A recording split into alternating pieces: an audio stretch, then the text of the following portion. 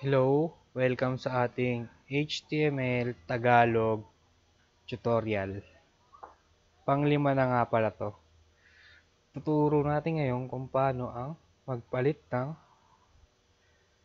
color ng background, color ng font, and kung paano maglagay ng link at kung paano maglagay ng image. Yan, simulan natin.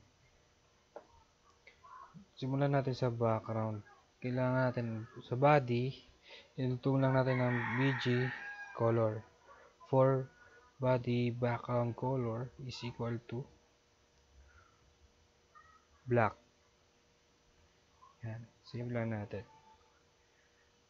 Then, sa font naman, kailangan lang natin ng font color is equal to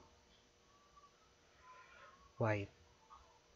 White kasi black na yung background natin para makita natin yung font natin. Then, close ang font tag. Hello, tutorial. Yan. Kita natin font color napalitan na, then yung background color. Ngayon, yung link href is equal to, tapos ilalagay natin dito sa gitna yung link na gusto nating ilagay. For example, Google https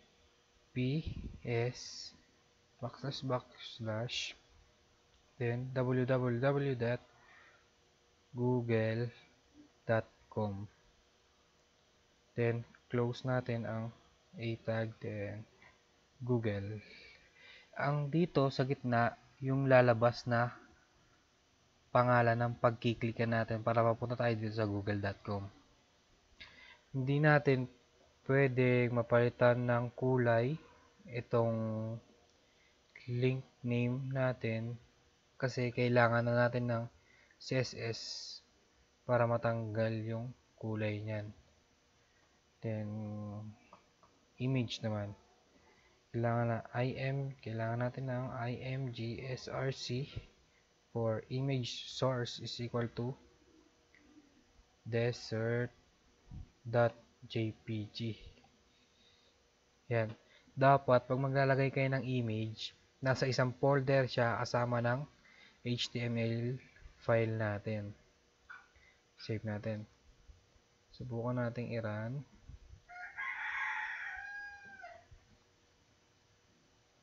Yun na.